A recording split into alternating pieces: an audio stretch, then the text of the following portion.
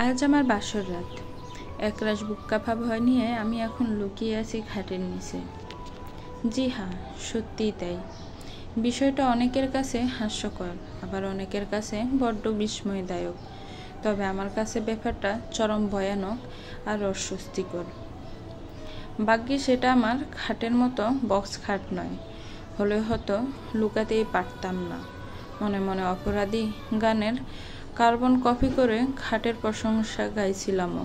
খাট রে, তুই বড্ড ভালো রে, আমায় আজ রাতের জন্য ওরে বাছাই দিলি রে। তুই না থাকলে আমার যে কি যে হতো রে। ওরে থ্যাংক ইউ, তুই লক্ষ্মী সোনা রে। টেনশনের ঠেলায় গানের লাইনের পারো ঠিক করে সাজাতে পারলাম না। উফ, না হলে জাস্ট ফাটিয়ে দিতাম। আচ্ছা, ওই রাক্ষসটা এসে যদি আমার সাথে... না না, কি ভাবছি এসব? এই কিছুতেই হতে পারে না। আমি কিছুতেই ওসব হতে দেব না। আর সারা রাত এভাবেই খাটের নিচে লুকিয়ে থাকবো, দেখি কে আমার হদিশ পায়। আমি নওশিন তাসনিম তারা, সবাই আদর করে তারামণি ডাকে। বাবা মায়ের একমাত্র মেয়ে আমি। আমার মাথার ওপর একটা বড় ভাইও আছে, শুধুমাত্র পরিবারের নয়, বংশের ছোট মেয়ে। সেই সূত্রে আদরটা আমি বরাবরই বেশি পেয়েছি। সব কিছু ঠিক যাচ্ছিল, তার সাথে আমার জীবনের গতিও বেশ ভালোই চলছিল। কিন্তু হঠাৎ এক ঘূর্ণিঝড় এসে পাল্টে দিল সব কিছু। মাত্র একদিনের ব্যবধানে আমার জীবনটা এক অদৃশ্য দমকা হাওয়ায় দুমড়ে মুচড়ে দিল। গতকাল হঠাৎই আব্বু আম্মু আমায় বলল, আমরা তোমার বিয়ে ঠিক করেছি এবং কালই তোমার বিয়ে। কথাটা শুনে অন্য জগতে চলে গেছিলাম 5 মিনিটের জন্য। তারপর থেকে একটা দানাও আমি মুখে তুলিনি। টানা 24 ঘন্টা না খেয়ে অন্বেষণ করেছি, কত কেঁদেছিও, কিন্তু না, তাতে আমার পাষাণ বাপ মায়ের ন্যূনতম দয়া হয়নি আমার ওপর, একটুও না। আমাকে রুমের মধ্যে আটকে রেখে পরের দিন দুপুরে ঘরোয়াভাবে বিয়ে দিল। আমার মন চাইছিল তখনই গলায় দড়ি ঝুলিয়ে মরে যায়। বিয়ে করাচ্ছে ওটা ভালো অপশন ছিল, কিন্তু পারিনি। আত্মহত্যা করা যে মহাপাপ, মরেও তবে শান্তি পাবো না। অনেক কিছু ভেবে আমি আর মরতে যাইনি। ভাইয়া অনেক চেষ্টা করেছিল বিয়েটা আটকানোর, কিন্তু পারেনি। কেঁদে কেঁদে চোখ মুখের বেহাল অবস্থা বানিয়ে ফেলেছিলাম। আমার চোখ জোড়া ফুলে এখনও টয়টুম্বুর হয়ে আছে। কিন্তু এত কিছুর পরেও কারো দয়া হয়নি এই মাসুম মেয়েটার ওপর। বলির ফাঁটা বানিয়ে কি সুন্দর ওই ভয়ঙ্কর রাক্ষসটার সাথে বিয়ে দিয়ে বিদায় করে দিল। বিদায়ের সময় কি তুমুল বেগে কান্না জুড়ে দিয়েছিলাম শ্বশুরবাড়ি যাব না বলে। আব্বুকে কত করে অনুরোধ করে, আকুতি মিনতি করে বলেছিলাম, আমি যাব না আব্বু, প্লিজ আব্বু, আমাকে পাঠিও না। আব্বু আমায় রাখলেন না। মাথায় হাত বুলিয়ে আদুরে কণ্ঠে বলেছিলেন, মামনি আমার, আজকে যাও, আগামীকাল তো আবার আসবে। আজ থেকে কালই চলে আসবে। কাঁদে না মামনি, যেতে হবে, এটাই যে নিয়ম। নিয়ম, যাও। আব্বুর কথা শুনে ফ্যাল করে তাকিয়েছিলাম। মেয়েদের বিয়ে দেওয়ার পর মেয়েটা যখন অন্য কারো সম্পত্তি হয়ে যায়, তখন এই সমাজের সব বাবা মাই ছুঁড়ে ফেলে দেয় তাকে। কি সুন্দর পর করে দেয় মেয়েটাকে। বাবা মা হয়ে কি করে পারে এমনটা করতে? একটু কি কষ্ট হয় না তাদের মেয়েটাকে তাড়িয়ে দিতে? আব্বুর এমন আচরণে ভাষাহীন হয়ে পড়েছিলাম। নিয়ম, আরে এই ঠুনকো নিয়মের লেম এক্সকিউজ দেখিয়ে নিজের মেয়েকে তাড়িয়ে দিতে পারলো ওরা। আমি বুঝি ওদের কাছে এতটাই বুঝে হয়ে গিয়েছিলাম যে 18টা বছর পেলেপুষে বড় করার পর আমাকে টানার সাথী তাদের আর হয়নি। অভিমানে আত্মঘাতী হয়ে উঠেছিল মন, বুক ফেটে যাচ্ছিল তীব্র যন্ত্রণায়। ভাইয়া যখন শয়তানি করে বলতো আমায় কুড়িয়ে এনেছে, তখন কথাটা কানে তুলতাম না আমি, অথচ আজ আমার সত্যি মনে হচ্ছে আমাকে কুড়িয়ে এনেছে ওনারা। আপন মেয়ে হলে কি এতটা নিষ্ঠুর আচরণ করতে পারতো আমার সাথে? কখনো না।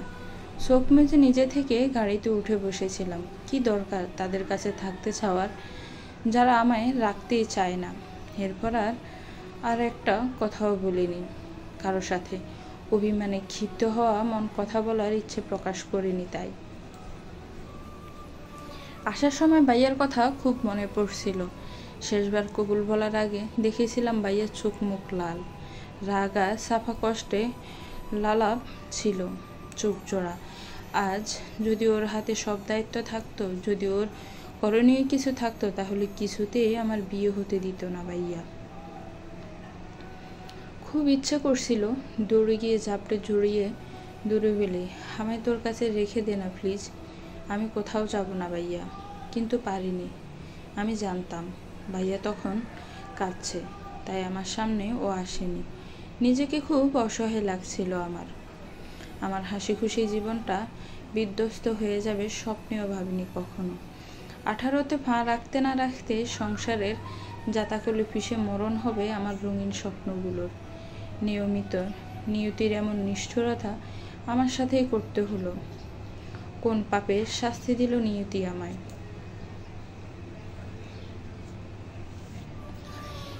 তপ্ত দীর্ঘশ্বাস ফেলে অশ্রুসিক্ত চোখ জোড়া বুজে রইলাম। অদ্ভুতভাবে চোখ বুঝতে নীল ভাইয়ার মুখটা ভেসে উঠল চোখের পাতায়, আর তাকে মনের চোখ দিয়ে দেখে সারা শরীর কেমন করে যেন কেঁপে উঠল। কেঁপে ওঠার কারণটা অবশ্য আমার অজানা নয়। যার সাথে আমার বিয়ে হয়েছে তার নাম নিলয় আহমেদ নীল, সম্পর্কে আমার প্রতিবেশী মামাতো ভাই হয় সে। আমাদের বাড়ির মধ্যবর্তী দূরত্ব মাত্র 15 মিনিটের। আমার থেকে প্রায় 7 বছরের বড় সে। ভাইয়া বিয়ে পাশ করে পড়তে গিয়েছিল বিদেশে। পড়াশোনাতে বরাবরই পছন্দ ভালো সে, তাই মাস্টার্স কমপ্লিট করতে গিয়েছিল সেখানে। যখন ভাইয়া বিদেশে চলে গেল তখন আমি পড়তাম ক্লাস 8-এ। নীল ভাইয়াকে ছোট থেকেই জমের মতো ভয় পাই আমি।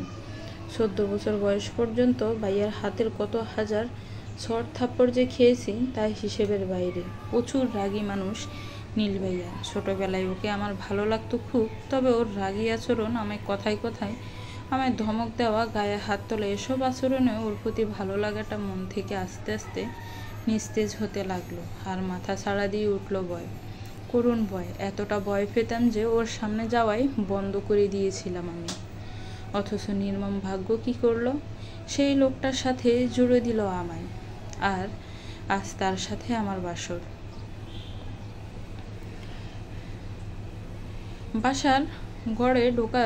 ঘরে ঢোকার কোনো পরিকল্পনাই ছিল না আমার। একটাই জেদ নিয়ে বসেছিলাম, আমি এ ঘরে ঢুকবো না, মানে ঢুকবোই না। সবাই অনেক করে বুঝিয়েছিল, কিন্তু আমি আমার সিদ্ধান্তে ছিলাম দৃঢ় অনুসারী। কুলকিনারা না পেয়ে শেষমেশ মামুনি আমায় বুঝদারদের মতো বললেন, আমি জানি রে মা, হঠাৎ হয়ে যাওয়া বিয়েটা তুই মেনে নিতে পারিসনি, আর এটাই স্বাভাবিক। কিন্তু তোর অমত থাকা সত্ত্বেও আজ যে নীলের ঘরের তোকে থাকতে হবে, তারা শুধুমাত্র নিয়মের খাতিরে নয়, সবার সম্মানও জড়িয়ে আছে এখানে। প্রতিবেশীরা ইতিমধ্যে কানাঘুষা শুরু করে দিয়েছে যে মেয়ে হয়তো বিয়েতে রাজি ছিল না, তাই বাসর ঘরেই ঢুকতে চাইছে না। কেউ কেউ বলছে তোর হরমোনাল কোনো প্রবলেম আছে। ব্যাপারটা সময়ের সাথে সাথে বিদঘুটে রূপ নিচ্ছে। তারা লোকজনকে সুযোগ দিস কথা শুনবার। আজ রাতটা নীলের ঘরে থেকে জানা মা, কাল থেকে আর থাকতে হবে না তোকে, শুধু আজকের রাতটা। আজ জেদ করে থাকিস না লক্ষ্মীটি আমার। ব্যাস, মামুনির অনুরোধে আমার সব জেদ ভেঙে চুরচুর হয়ে গেল। আমি আর না করতে পারলাম না ওনার মুখের ওপর। মামুনি আমার জীবনের খুব কাছের একজন মানুষ, যাকে আমি আজ পর্যন্ত কোনো কিছুতেই না বলিনি। জানি না কিভাবে মামুনি আমাকে আমার থেকেও বেশি বোঝে। যে কথা আমি আম্মুর সাথে শেয়ার করতে পারতাম না, সেগুলো সব মামুনিকে বলতাম।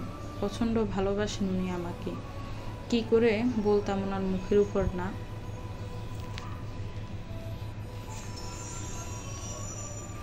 হতাশা, ক্লান্ত শরীর আর তার সাথে ভেতরে থাকা প্রকাণ্ড ভয় নিয়ে ঢুকেছিলাম ঘরে। প্রায় 1 ঘন্টা যাবৎ নানান বয়সের রমণীরা পাহাড় দিয়েছে আমায়, তার সাথে তাদের 3rd ক্লাস সব হাসি ঠাট্টা তো আছেই। অসহ্য লাগছিল আমার, চরম অসহ্য। কথাগুলো বিষের মতো লাগছিল গায়ে। চেঁচিয়ে বলতে ইচ্ছা করছিল, চুপ করো তোমরা সবাই, আমার ভালো লাগছে না, কিচ্ছু ভালো লাগছে না। খুব কাঁদতে চাইছিল মন। বর্ষা যেমন মুষলধারা বৃষ্টিতে ভাসিয়ে দেয় সব কিছু, ঠিক তেমন আমারও ইচ্ছে করছিল চারপাশ ভাসিয়ে দিতে আমার বুক ফাটা কষ্টের কান্দনে। তাতে হয়তো একটু হলেও কম তো বুকের জ্বালা পোড়া, তবুও কাঁদতে পারছিলাম না আমি। মন সায় দিলেও চোখ জোড়া অনুমতি দেয়নি, জল গড়তে দেয়নি পাষাণ নয়ন, কারণ ওরা ছিল বড্ড ক্লান্ত।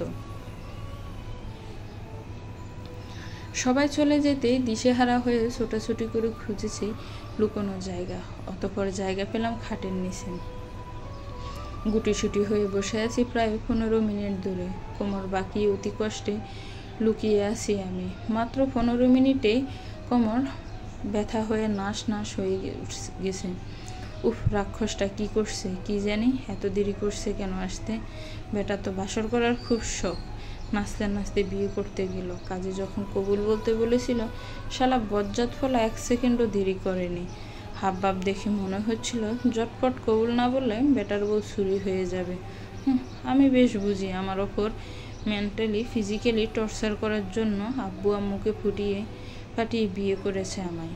ওইসব পিচেষ্টার চক্রান্ত। বাসর করবি না তুই? আয় করাচ্ছি বাসর।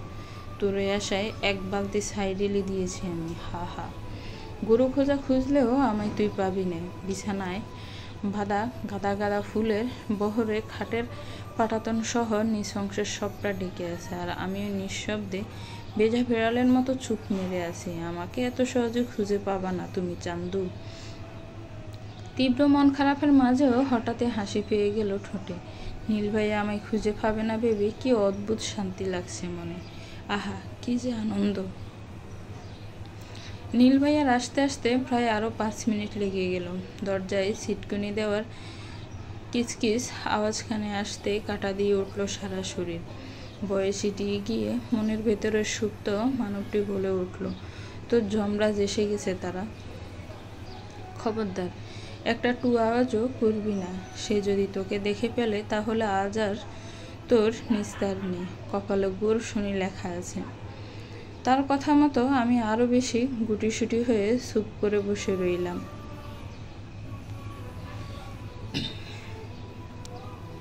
নীল ভাইয়া গরময় পায়চারি করছেন, তার সাথে কৌতূহল নিয়ে আমার নাম জপ করছেন।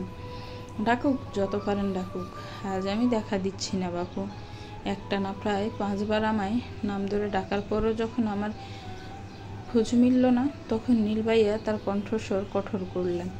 তার কঠোর স্বরভঙ্গিতে গম্ভীর্য আর দলা ফাঁকা রাগ স্পষ্ট। ভাইয়ার এমন কর্কশ ডাকে কলিজা শুকিয়ে কাঠ হয়ে গেছে আমার। চোখ মুখ শক্ত করে খিচে ধরে আছি। ভয় করছে আমার, ভীষণ ভয়। নন স্টপ ডেকেও যখন আমায় নীল ভাইয়া খুঁজে পেল না, তখন সে নিজেই নিজের সাথে জোরে জোরে কথা বলতে লাগলো, আর আমিও কান খাড়া করে শুনলাম। মেয়েটা গেল কোথায় কি জানি, ঘরের কোনখানে কি আছে বলা তো যায় না। সেদিন পর্দার আড়ালে দেখলাম কিছু বসে আছে, আবার পরশু খাটের নিচে থেকে কি বিশাল সাপ বের হলো।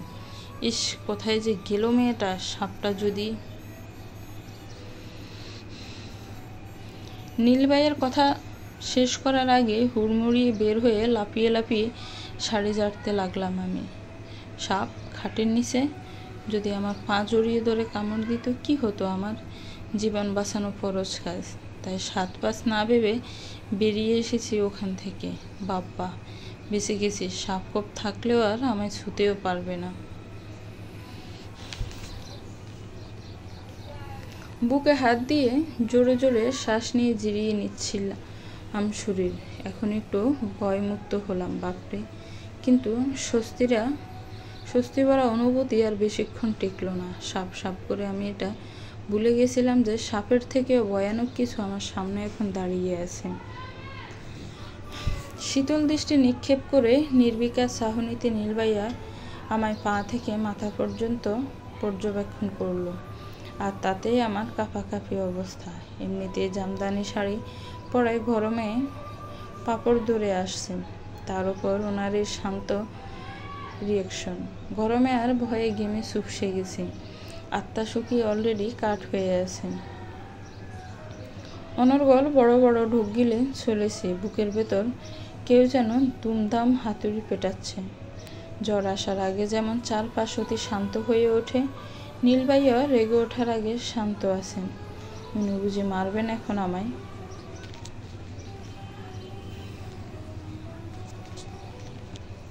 দুই হাত দিয়ে চেপে ধরে আছি লাল টকটকে শাড়ি, হাত জোড়া আমার গেমে একাকার, তার সাথে কপাল বেয়ে নিয়ন্ত্রণবিহীন ঘাম ছুটছে। নীলভাই আগের মতো চেয়ে আছে আমার দিকে, আর আমিও কাঠপুতুল হয়ে দাঁড়িয়ে আছি। এক পা করে এগোচ্ছে ভাইয়া আমার দিকে, তার সাথে সাথে বেড়ে চলেছে পেটানো হাতুড়ির দুমদাম শব্দ। বয়ে ছোটে নিঃশ্বাস নিতে পারছি না, আটকে যাচ্ছে গলায়। প্রচণ্ড গতিতে মনে মনে পড়ে যাচ্ছি লা ইলাহা ইল্লা আনতা সুবহানাকা ইন্নী কুনতু মিনাজ জালিমিন। ইয়া আল্লাহ, মাসুম মেয়েটাকে বাঁচিয়ে দাও না গো, দয়া করো আল্লাহ, save me please, save me. বয়ে ছিটিয়ে যেতে লাগলাম। নীলভাই এক পা করে এগোচ্ছে আমার দিকে, হাত পা জমে আইসক্রিম হয়ে গেছে। যে দেখলাম আমার আরও কাছে চলে আসছে উনি, তখনই জুড়ে দিলাম তুমুল বেগে কান্না। নীলভাইয়াকে দেখলাম উনি হালকা হা করে তাকিয়ে আছেন আমার দিকে। দেখে মনে হচ্ছে উনি চরম অবাক। হলে হোক, তাতে আমার কি। ধীরে ধীরে কান্নার বেগ আরও বাড়িয়ে দিলাম, আর একটু বেশি বাড়িয়ে দেওয়াতে উনি ছুটে এসে আমার মুখ চেপে ধরলেন। এই তুমি কাঁদছো কেন পিচ্ছি পাখি? প্রশ্নবিদ্ধ কণ্ঠে। নীলভাইয়ের মুখে তুমি ডাকটা শুনে আমার কান্না কাকতালীয়ভাবে ভ্যানিশ হয়ে গেল। সক্রিয় থাকা অস্থিম হতবাক হয়ে অবশ হয়ে উঠল। মাথায় প্রশ্নকুণ্ডলী পাকাচ্ছে। উনি আমায় সত্যি ডাকলো নাকি আমিই ভুল শুনছি? নীলভাইয়া আমায় কখনো তুমি বলে সম্বোধন করতো না, সবসময় উনি আমায় তুই করে ডাকতো। আজকে দ্বিতীয়বারের মতো তুমি ডাকছে, আর হঠাৎ তুমি ডেকে আমায় বেবাসেকা খাইয়ে দিচ্ছে আমায়। কথাটা হজম করতে পারছি না, একেবারেই নয়।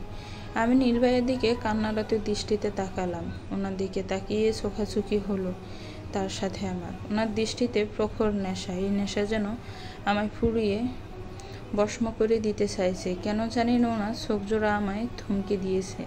মনে হচ্ছে নীলভাইয়ের নেশাতোষ নয়নের দিকে তাকিয়ে হিপনোটাইজ হয়ে গেছে। তাই তো চোখ সরাতে চেয়েও পেরে উঠছি না, ব্যর্থ হচ্ছি বারবার। কি হলো, চুপ করে আছো যে? নীলভাইয়া যে আমায় তুমি কেন বলছে তার অর্থদ্বার ঠিক করতে পারছি না। ব্যাপার কি, রাক্ষস থেকে রোমান্টিক ছেলে হতে চাইছে নাকি? আচ্ছা বেটা এত অদ্ভুত প্রশ্ন কেন করছে? আমি কেন কাঁদছি? Like seriously? জোর করে কবুল বলাই টাইনাই না এখন কস কেন কাঁদছ পিচ্ছি পাখি? শালা বিয়া করার টাইমে তোর মনে আছিল না তুই এখনো পিচ্ছি আছি? বাল্য বিবাহ করা অন্যায়। বেটা মামুনির ছেলে না হলে এতক্ষণে নির্ঘাত ফাঁসির দড়িতে লটকাইতাম তোকে। উফ, রাগের শরীর রীতিমতো জ্বলছে আমার। আমাকে চুপ থাকতে দেখে ভাইয়া দুকদম পেছালো।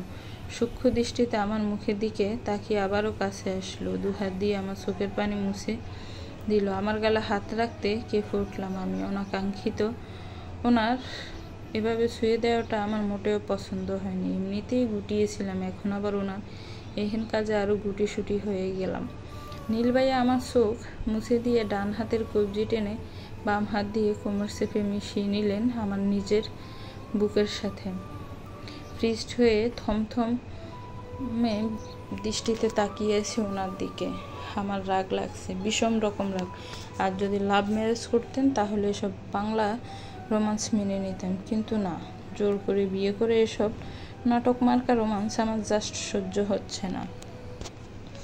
নীলভাইয়ার জায়গায় আর যদি অন্য কেউ থাকতো তাহলে তার নাকে দাবাং মার্কা ঘুষি মেরে বলতাম, খবরদার বেটা, আমাকে কাছে ঘেসবি তো তোর এগেনস্টে আমি অ্যাটেম্পট টু এফআইআর করে জেলে ফুরে দেব, যাকে বাংলা বলে মামলা, যাবজ্জীবন জেলে ঢুকিয়ে রাখবো।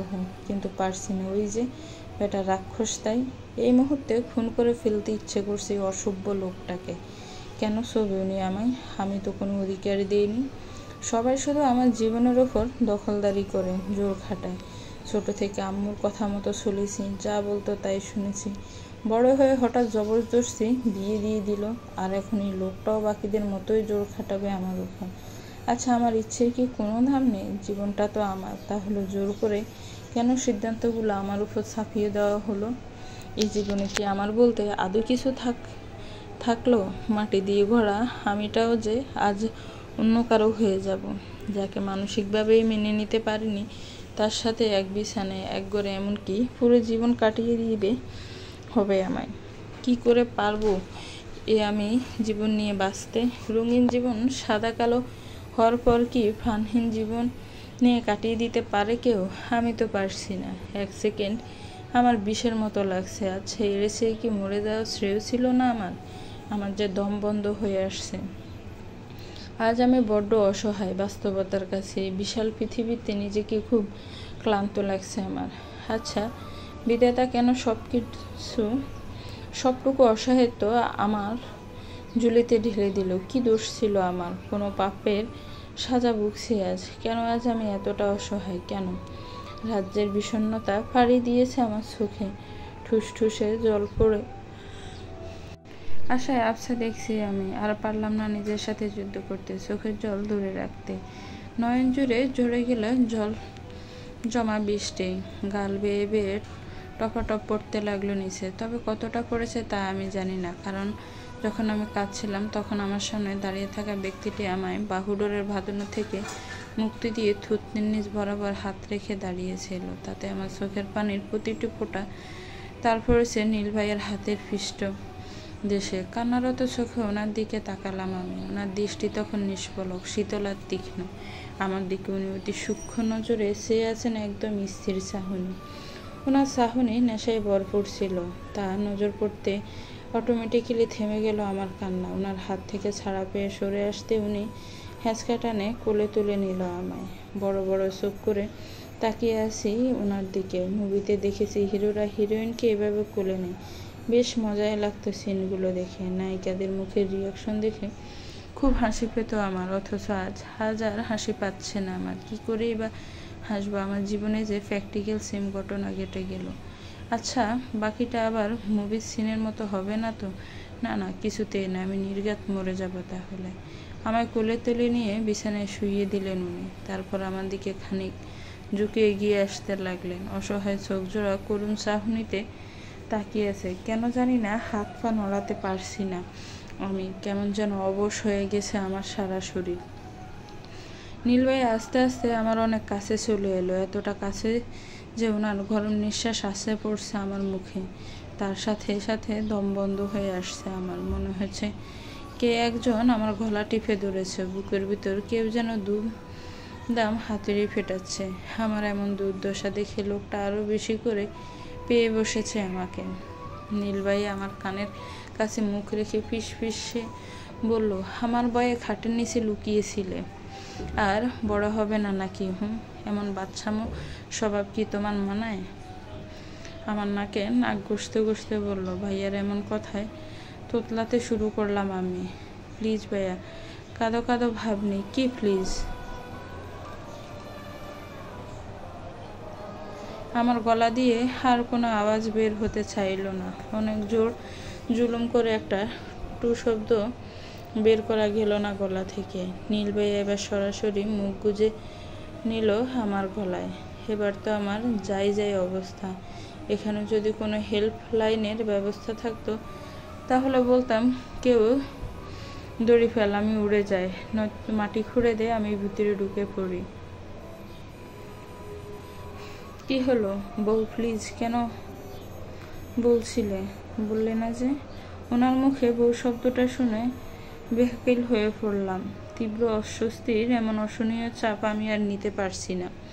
এই অস্বস্তি ভাবটা খুব বেশি। মনে হচ্ছে কেউ আমার উপর নিজের শরীরের সম্পূর্ণ বার ছেড়ে দিয়েছে। অথচ অদ্ভুত ব্যাপার এই যে নীলভাই আমার উপর সামান্যতম ভর দেয়নি। দুহাতে তালুতে ভর করে আমার উপর ঝুঁকে আছেন শুধু। ব্যাস এটুকুতেই এত কষ্ট হচ্ছে আমার। অস্বস্তিতে উথাল পাথাল করছে বুক। না, চুপ থাকলে আর হবে না, আমাকে মুখ খুলতে হবে, নয়তো বেটা এভাবে সারা রাত অত্যাচার চালাবে আমার উপর। বিতমন আমার হঠাৎই সাহসী হয়ে উঠল। মস্তিষ্ক প্রতিবাদী চিন্তাধারা পোষণ করলো, সাথে আমাকেও শিখিয়ে দিতে বলল, রাক্ষসটার সামনে চুপ করে থাকিস না, তারা নিজের প্রতি এত বড় অন্যায় করিস না। বজ্জা ছেলেটাকে স্পষ্ট প্রতিবাদ করে জানিয়ে বলে দে, আমি আপনাকে স্বামী বলে মানি না, আমায় ছোবেন না বলে দিলাম। খেয়াল করলাম আমার ভেতরের ওই ভয়টা অনেকাংশে কেটে গেছে। মস্তিষ্ক আমায় বলে জোর দিয়েছে, সাহস জুড়ে দিয়েছে আমার ছোট্ট প্রাণটা। মস্তিষ্কের আদেশি কথা অক্ষরে অক্ষরে পালন করলাম। বুক ফুলিয়ে নীলবাইয়ের দিকে শক্ত দৃষ্টিতে তাকিয়ে রিনরিনিয়ে বললাম, আমার কাছে আসবেন না প্লিজ। যদি আসেন তাহলে কিন্তু। তাহলে কি? তাহলে আমি চিৎকার করব। ওকে, করো চিৎকার। ডোন্ট কেয়ার ভাব নিয়ে। ভাইয়া ডোন্ট কেয়ার ভাবটা দেখে ঘাবড়ে গেলাম, তবে চেহারার কোনোরূপ প্রতিক্রিয়া ফুটিয়ে তার বহিঃপ্রকাশ করিনি। শুনুন ভাইয়া, আমি কিন্তু মামুনিকে সত্যি ডাকবো। আমার থেকে দূরে সরুন। নীলভাইয়া আমার ওপর থেকে সরে বসতে হাঁপ ছেড়ে বাঁচলাম। বুকে হাত রেখে জোরে জোরে শ্বাস নিলাম। উনি আমার ওপর থেকে সরে বসলেন আর হু-হা হাসিতে মেতে উঠলেন। ওনার হাসির ঝংকার গরময় ভেজে উঠল প্রতিধ্বনি। ওনার এমন হু-হা হাসি দেখে ভয় পেয়ে গেলাম। দুই একবার হু হু করে হেসে নীলভাইয়া আমার দিকে আরও এক ধাপ এগিয়ে আসলো। আমার চোখ বরাবর নিজের দৃষ্টি স্থাপন করলো। মুচকি হেসে বলল, মাকে ডাকবে? তার ডেকে কি বলবে শুনি? বলবো আপনি আমার। থেমে গেলে কেন? বলো বলো। তারপর? আমি চুপ হয়ে গেলাম। মামুনিকে কি বলবো আমি? কোনো মাকে কি বলা যায় যে তার ছেলে আমায় কোলে নিয়েছে, আবার আমার ওপর ঝুঁকে ভয়ও দেখাচ্ছে? এসব বলার পর তো আমারই প্রেস্টিজ পাঞ্চার হয়ে যাবে। ইস, কি বিশ্রী অবস্থায় পড়বো তখন। মামুনিকে কিছু বলবো না আমি, কিন্তু এই রাক্ষসটাকে অনেক কিছু বলবো।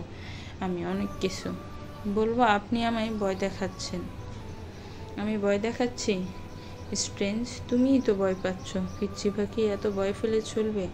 আজ না আমাদের বাসর রাত, ভুলে গেছো সুইটহার্ট?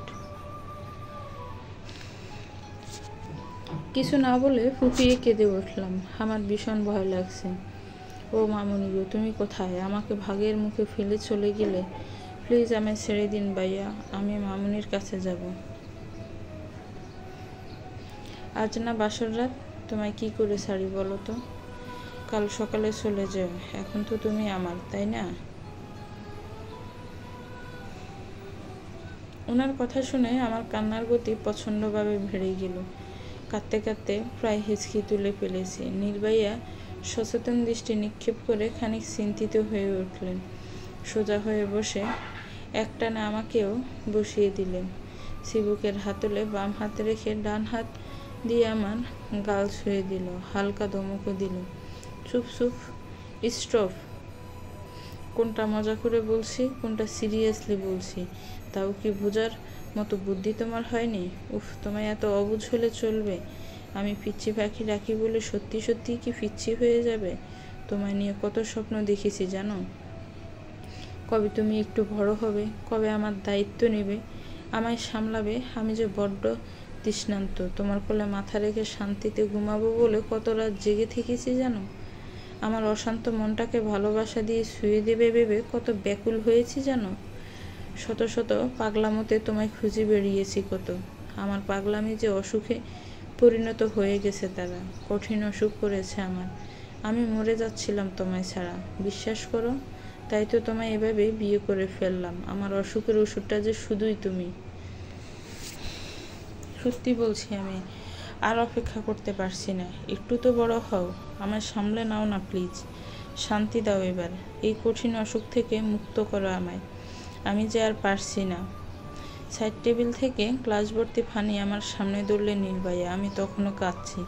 এটা আমার ছোটোবেলার স্বভাব। যখন খুব বেশি কাঁদতে লাগি তখন আর আমার কান্না থামে না। আমি চেষ্টা করে থামাতে পারি না। এক পর্যায়ে এসে ক্লান্ত হয়ে পড়ি, শ্বাস নিতে পারি না, তবুও থামে না। শরীরকে পুরোপুরি নিস্তেজ না করা অবধি অশ্রু রাশি থামে না। ডালা বর্ষণে ভিজিয়ে দেয় আমায়। মাঝে মাঝে ক্লান্ত শরীরটা অজ্ঞানও হয়ে পড়ে। উনি আলতো করে আমার ঘাড়ে হাত রেখে ঠোঁটের সামনে পানি ধরলেন। এক চুমুকে শেষ করে ফেললাম পানি ভর্তি গ্লাস। আমার কান্নার তোড় আগের তুলনায় এখন খানিকটা কম, কিন্তু পুরোপুরি থামেনি। নীলভাইয়া আমায় ওনার বুকে টেনে নিলেন, শক্ত করে জড়িয়ে ধরলেন আমায়। এত কাঁদলে শরীর খারাপ করবে বউ। তুমি না আমার ওষুধ। তুমি অসুস্থ হয়ে পড়লে আমার অসুখকে সামলাবে। আমি জবাব দিলাম না। ক্লান্ত শরীরে কথা বলা বা নড়াচড়া করার এক ফোঁটা শক্তিও নেই। কাল থেকে কত লিটার চোখের পানি ফেলছি তা আমার জানা নেই। প্রায় 35 ঘন্টা যাবৎ পেটে এক দানা পানিও পড়েনি। হয়তো এই কারণে শক্তিহীন, ক্লান্ত আমি। ওনার বুকে চুপ করে হেলান দিয়ে বসে রইলাম। হৃদস্পন্দনের প্রতিটি কম্পন স্পষ্ট শুনতে পাচ্ছি। চোখ বুঝলাম। এখন আর কাঁদতে পারছি না, কারণ আমি ভীষণ ক্লান্ত, আর পারছি না কাঁদতে। এর মধ্যে আমার বউকার চোখ জোড়াও ঝুলছে, নিঃশ্বাস আটকে আটকে আসছে। কি ঝামেলা, একটু কেঁদেও শান্তি নেই। মস্তিষ্কে অনবরত একটা প্রশ্ন গুতুগুতি করছে, নীল ভাইয়া একটু আগে যে কথাগুলো বললো সেগুলো কি সত্যি ছিল? উনি কি বললেন এসব আমায়? ওনাকে কেন সামলাতে হবে আমার? উনি তো বরাবরই খুব গোছালো, পরিপাটি। ওনার মাঝে কি আদৌ কোনো অশৃঙ্খলতা আছে? আমি কিভাবে ওনার অসুখের ওষুধ হলাম? কোনো মানুষ কি কোনো ওষুধ হতে পারে? আমার তো জানা ছিল না। উনি কথাগুলো কেন বলল? ছোট থেকেই যে মানুষটা আমার সহ্য করতে পারতো না, সারাক্ষণ কড়া শাসনে রাখতো, সে আজ আমায় বলছে আমি ছাড়া সে মারা যাচ্ছে, পাগল হয়ে যাচ্ছে। ওনার এমন তালমাতাল কথার অর্থদার করার সামর্থ্য আমার হলো না। কোনো আগামাথা খুঁজে পেলাম না, একেবারেই না। নীল ভাইয়া ওনার বুক থেকে আমায় সরালেন, বাম হাতে থুতনি ধরে আমার দিকে মায়া মায়া নজরে তাকালেন। ইস, মুখ চোখের কি অবস্থা দেখেছ? কাজের লেপটে গিয়ে কি অবস্থা হয়েছে। ওষুধ হাতে খারাপ খারাপ লাগছে না, উল্টো আমায় পাগল করে দিচ্ছে। উফ, কন্ট্রোল করবো কি করে বলো তো? আমি যে বেসামাল হয়ে পড়ছি তারামণি। নির্বিকার চাহনিতে তাকিয়ে আছি ওনার দিকে। কি বলবো বুঝতে পারছি না। উনি পাগলের মতো কথাবার্তা কেন বলছেন? চরম অস্বস্তি লাগছে আমার ওনার কথা বলা কথাগুলো শুনে। যাও, চেঞ্জ করে নাও গিয়ে। এত হেভি শাড়ি পরে আছো, আবার এত সব গয়না। তোমাকে দেখে তো আমারই গরম লাগছে। দেখি গলার পেছনে হাত দিয়ে। উনি এক এক করে সব গয়না খুলে দিলেন। বাধা দিয়ে সরে গেছিলাম, তাতে কড়া ঝাড়ি খেয়ে ভেজা বিড়াল হয়ে চুপ হয়ে বসে আছি। এ সাদা বিলেটাকে ইচ্ছে মতো যদি থাপড়াইতে পারতাম, না হলে কি যে শান্তি পেতাম। ওর জন্যই আজ আমার অবস্থা। এর জন্য শাড়ি গয়না পরতে হয়েছে, নয়তো এগুলো ছুঁয়ে দেখতাম না। বেটা এখন আসছে সিম্প্যাথি দেখাতে। উফ, কি বাড়ি গহনা, লাল টকটকা বেনারসি শাড়ি। গরমের ফাপড়ে দম আটকে আসছে আমার। এমনিতেই লাল রং আমায় মানায় না।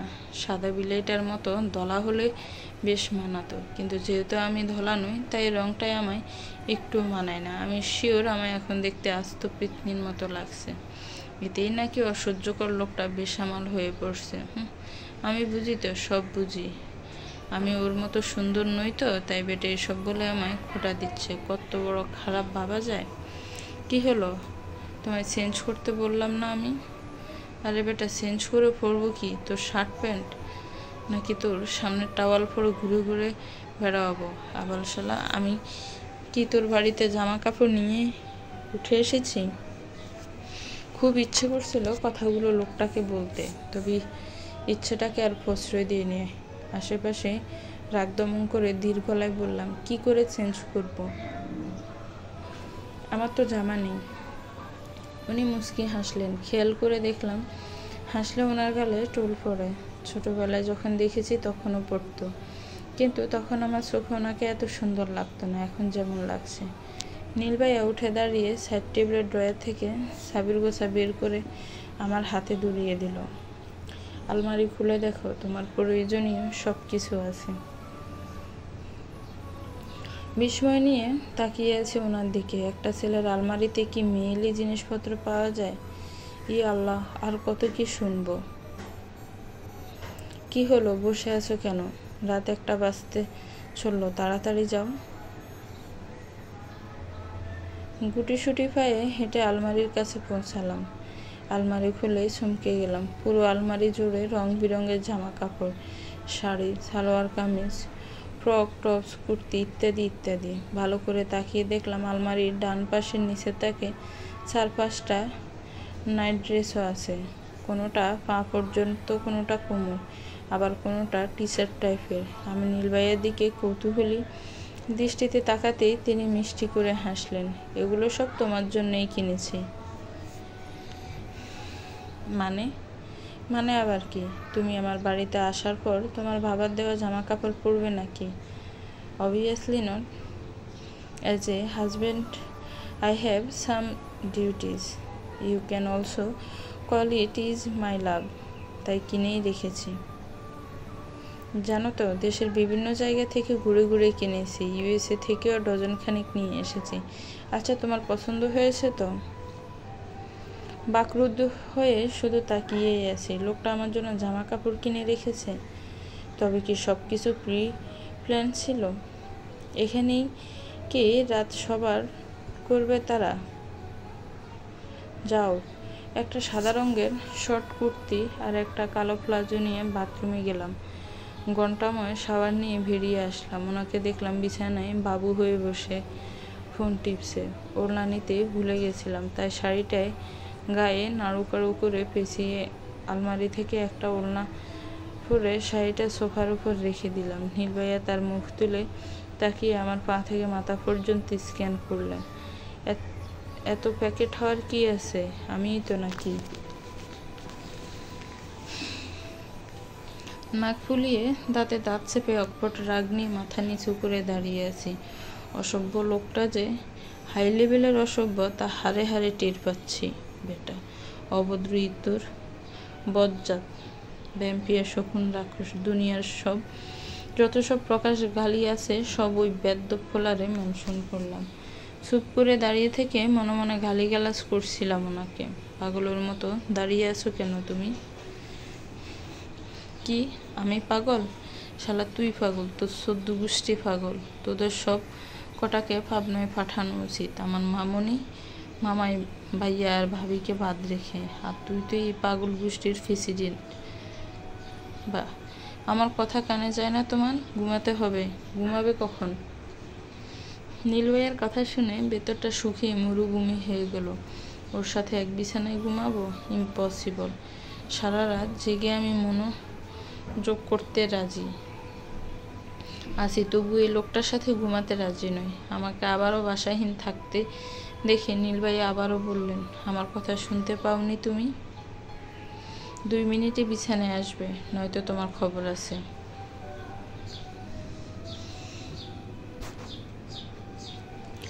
ওনার ঠান্ডা ধমকিতে আমি স্পষ্ট রাগ দেখতে পাচ্ছি। রাগ হোক বা বেচার হোক, ওই রাক্ষসটার সাথে আমি এক বিছানায় কখনো ঘুমাবো না।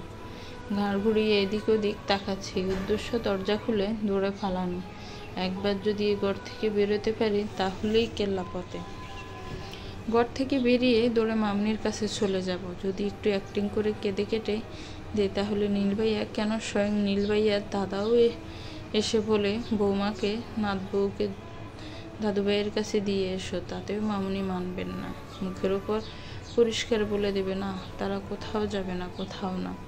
আমি বরং মামনিকে বলবো এই বেটা আমায় ধমক দিয়ে গায়ে হাতও তুলেছে। আহা, মামনি তো ওনাকে জাস্ট খুন করে ফেলবে, আর কোনো দিনও এই বজ্জাত ছেলের ঘরে পাও ফেলতে দেবে না।